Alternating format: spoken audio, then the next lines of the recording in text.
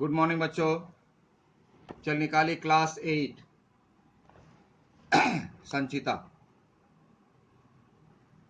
हम लोग देख रहे थे कोटर और कुटीर, जिसमें पेज नंबर 35 हम लोग चल रहे थे, जिसमें कोटर यानी चातक पिता और चातक पुत्र की बात हम लोगों ने सुनी, जिसका थीम है कि चातक पुत्र चातक पिता की सलाह को नहीं मानता है, अपने पिता की सलाह को नहीं मानता है, अपनी जाति की मर्यादा, जाति के व्रत को नहीं मानता है और अवहेलना करके यानी अपने पिता की बात को डिनाय करके वह पानी पीने के लिए पिता को प्रणाम करके उड़ जाता है।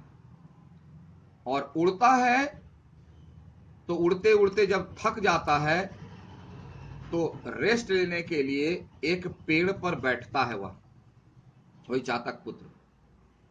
और पेड़ पर जब बैठता है तो पेड़ के नीचे है, क्या वह देखता है? उसकी कहानी है कि उसके पेड़ के बगल में एक खपड़ेल का घर था, कच्चा खपड़ेल। खपड़ेल आप जानते हो, खपड़ा होता है जो देहात में, गांव में इस तरह के शेप का होता है और उसको जो ऐसे कर करके छत बनाते है ना। तो घर था, उस घर में और कुछ हो या ना हो, और कुछ हो या ना मतलब fridge, motorcycle, car, colour TV, ये सब हो या ना हो, आंगन के बीच चातक पुत्र के विश्राम करने योग्य नीम का एक वृक्ष था, जिस पर वो चातक पुत्र बैठा हुआ था, रेस्ट ले रहा था। उड़ते उड़ते थक गया, वहां रेस्ट ले रहा था। और वो जो नीचे देख रहा है वही बता रहा है, आंगन में नीम का पेड़।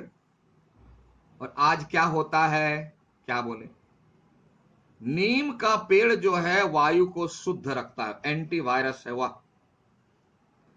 और आंगन में रखने से उसके आसपास की जितनी हवा है शुद्ध हो जाती है। आजकल तो ऐसा रहता ही नहीं। तो उनकी सोच देखिए, पहले के रहने का ढंग।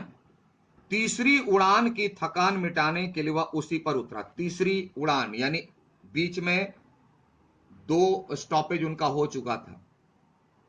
पहला हुआ रेस्ट लिया, दूसरा हुआ रेस्ट लिया, दूसरा वाला यहां पर रेस्ट लिया, अब तीसरी उड़ान भरेगा तो उसके लिए वह रेस्ट ले रहा है। नीचे वृक्ष की छाया में बुद्धन लेटा हुआ था। व्यक्ति की कहानी है जो कह रहा है, नीचे वृक्ष की छाया में बुद्धन लेटा हुआ था। अवस्था उसकी 50 के ऊपर के थी, यानी उनकी उम्र, अवस्था मतलब यहां उम्र, मोर देन 50 ईयर्स, मेरी तरह। एक दिन एकाएक पक्षाघात लकवा, पैरालिसिस जिसको बोलते हैं इन इंग्लिश, उसमें एक साइड जो है ना डैमेज होता है, वन साइड हैंड, पूरा बॉडी जो है, तुमको मालूम है, साइंस पढ़ते हो, बायो में देखोगे, फिजिकल कंस्ट्रक्शन में, कि हमारा बॉडी का 2 पार्ट है, राइट और लेफ्ट। लेफ्ट का कंट्रोल राइट करता है, राइट का कंट्रोल लेफ्ट करता है। तो अगर एक में गड़बड़ी है तो वन साइड पूरा डैमेज हो जाता है, तो व्यक्ति काम नहीं कर पाता है। तो ही पक्षाघात यानी लकवा मार गया था, अचल कर दिया था। अचल मतलब कोई एक्टिविटीज नहीं है ना, इनएक्टिव हो गया था एक पार्ट। जीवन और मृत्यु ने आपस में सुलह करके, यानी जीवन मतलब मूवमेंट, मृत्यु मतलब नो मूवमेंट। तो बुद्धन का जो बॉडी था उनका हाफ में मूवमेंट था यानी जीवन था, और हाफ में कोई मूवमेंट था, नो मूवमेंट यानी मृत्यु, डेड। तो वही लेखक कहता, लगता था कि बुद्धन का जो लाइफ है ना, तो जीवन मृत्यु बांट लिया, बोला लेफ्ट वाला हम भाई हमको दे दो, जीवन बोला लेफ्ट वाला हमको दे दो, तो उसमें मूवमेंट है। और राइट वाला बोला मृत्यु की वो हमको दे दो, तो उसमें मूवमेंट नहीं है। लेखक समझाने के लिए कहते करके मानो आधे आधे शरीर का बंटवारा कर लिया। बोला ये मृत्यु बोला ये आधा वाला हिस्सा हमको दे दो भाई, इनएक्टिव। जीवन बोला आधा वाला बॉडी हमको दे दो भाई, एक्टिव। यानी आधा बॉडी, आधा शरीर बुद्धन का काम करता था और आधा काम नहीं करता था। स्त्री पहले ही गत चुकी, उनकी पत्नी पहले ही मर चुकी। गत हो जाना, मर जाना, देहांत हो जाना, मृत्यु हो चुकी थी पत्नी की। घर में 15-16 वर्ष का एकमात्र, मैंने 15 से 16 वर्ष की उम्र का उनका एक ही बेटा था, और कोई नहीं, बाप बेटा दोनों रहते थे बस। गोकुल, जिसका नाम था गोकुल, पिता का नाम बुद्धन, ही अवशिष्ट था। अवशिष्ट मतलब बचा हुआ था, यानी सब डेथ कर गया। यही बेचारा इनका बेटा गोकुल, जो 15-16 साल का था, बचा हुआ था। उसी के सहारे उसके दिन पूरे हो रहे थे, उसी के सहारे उनका जीवन चल रहा था। बुद्धन का बेटा कैसा है देख लीजिए। और हम लोगों को तुलना करनी चाहिए कि इतनी मुसीबत में, इतना गरीब होकर भी पिता क्या कैसे हैं और पुत्र कैसा है, हम लोगों को सीखना चाहिए। गोकुल एक जगह काम पर जाता था, काम पर नहीं जाएगा तो फ्री में कौन देगा खाने के लिए। काम करके प्रतिदिन संध्या समय तक लौट आता था, शाम को वह लौट आता था। आज अभी तक नहीं, आज जो है लेट हो गया, शाम हो गई, अंधेरा होने वाला है, अभी तक गोकुल लौटा नहीं। अब पिता कर भी क्या कर सकता, वो तो पैरालिसिस मारा, वो खाट पर पड़ा रहता है। बेटा आता है तभी उसकी सारी जरूरतों को पूरा करता है, देखभाल करता है। आज वो आया ही नहीं, इसलिए बुद्धन उसके लिए छटपटा रहा था। छटपटा रहा था मतलब बेचैन था, क्योंकि उसका एक ही सहारा है बेटा। शाम हो गई, बेटा आया नहीं, क्या हुआ नहीं हुआ। जैसे आपके पेरेंट्स चिंतित हो जाते हैं अगर 5 मिनट स्कूल से या कहीं से आने में लेट हो जाए तो। गोकुल सवेरे थोड़े से चने खाकर काम पर गया था। थोड़ा सा चना, हम लोग चना को पानी में फुला लेते हैं ना और खाते हैं, तो चना और गुड़ कभी खा लेते हैं नाश्ता में। अब उनके पास थोड़ी कोई था, ना पैसा ना साधन कि पराठा भुजिया खा के जाता, कुछ नहीं था। थोड़ा चना फुला लिया था रात में, वही खा के चला गया था। बुद्धन के लिए भी थोड़े से चने और पीने का पानी यथास्थान, यथास्थान मतलब जहां वो बराबर रखा करता था, क्योंकि उसका तो बॉडी चलता नहीं था, तो सिर्फ हाथ चलता था। एक साइड वाला हाथ से लेकर के वो कुछ खा लेते थे, तो उन्हीं के नजदीक जहां रोज रखता था, यथास्थान मतलब जहां रोज रखता था वहां रखता था, रख के गया था। आज खाने के लिए घर में और कुछ था नहीं, बोला आज सब शेष था।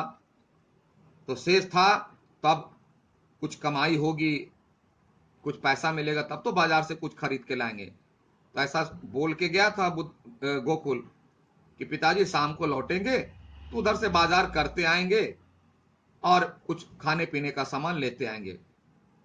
पिता बोले ठीक है जाओ, कोई दिक्कत नहीं, क्योंकि ऐसा तो होगा ही।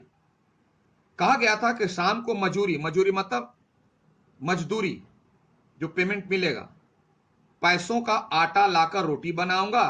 परंतु आज वह अभी तक आया नहीं था। बोला शाम को पैसा मिलेगा तो लौटते समय बाजार करते आएंगे, आटा लाएंगे और रोटी बना देंगे पिता के लिए, अपने लिए। लेकिन आज वह अभी तक लौटा नहीं। बुद्धन बहुत चिंतित हो गया। बड़ी देर बाद उसकी प्रतीक्षा सफल हुई। बहुत देर के बाद, पूरा अंधेरा छा गया था, तब गोकुल आया। किवाड़ खुलने की आवाज सुनकर वह चौंका। किवाड़ थोड़ा सा बंद करके गया था, किवाड़ खुल आवाज हुई तो बुद्धन चौंका, कह रहे कोई आया क्या, गोकुल आ गया। वास्तव में यह गोकुल ही था। बोला हाँ गोकुल आ गया। उसने कहा कौन, गोकुल बेटा, अंधेरा हो गया था ना, कहीं दूसरा नहीं हो, चोर उचक्का नहीं हो, कोई दूसरा व्यक्ति। तो पूछ लिया गोकुल बेटा हो, आज बड़ी देर लगा दी तुमने। गोकुल धीरे से पिता की खाट के पास है। खाट मतलब खटिया, जिसको आज बोलते हैं अंग्रेजी में बेड, है ना, गांव में देहात में बोलते हैं खटिया, जो लकड़ी की बनी होती है, जिस पर पिक्चर भी दिया हुआ है, देखना, नहीं तो आजकल है गूगल मास्टर, देख लेना ढूंढ के फोटो।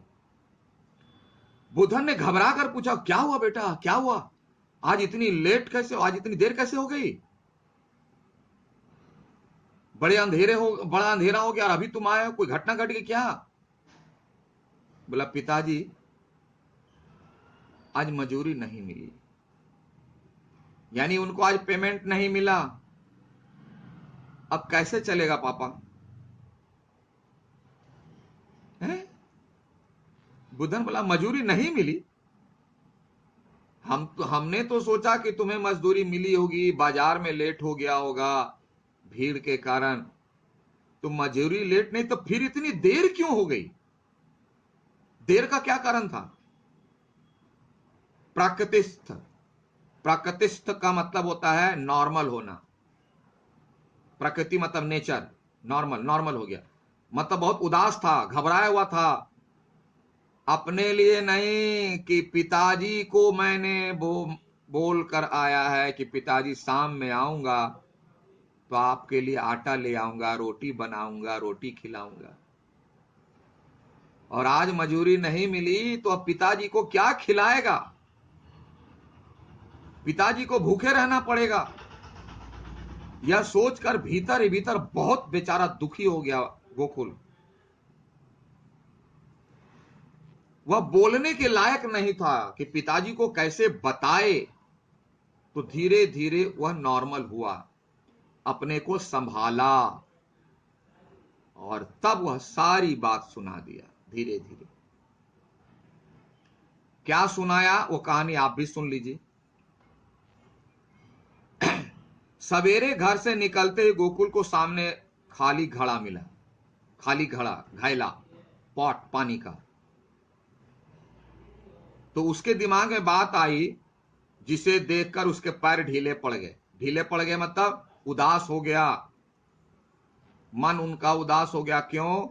कि लोग कहते हैं कि खाली घड़ा देखने से, गधा देखने से, बिल्ली रास्ता काटने से काम अशुभ हो जाता है। आज मेरी नजर खाली घड़े पे पड़ गई, खाली, तो कहीं आज हम खाली ही ना रहें। मन में ऐसी बातें आ गई। सोचा आज भगवानी मालिक के बोला, वैसे में तो किसी का सहारा मिलता नहीं है, जिसका कोई नहीं है उसका खुदा है यारो। जब धरती वालों से भरोसा उठता है तब ऊपर वाले याद आते हैं।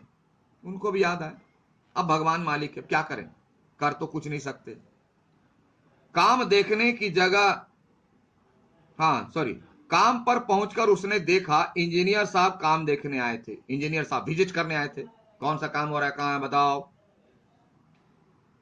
जान पड़ता है, मैंने गोकुल को लगा कि काम देखने की जगह, मैंने उनको काम देखना चाहिए, तो काम ना देखकर वो क्या किए, ओवरसियर साहब को ही देख गए थे।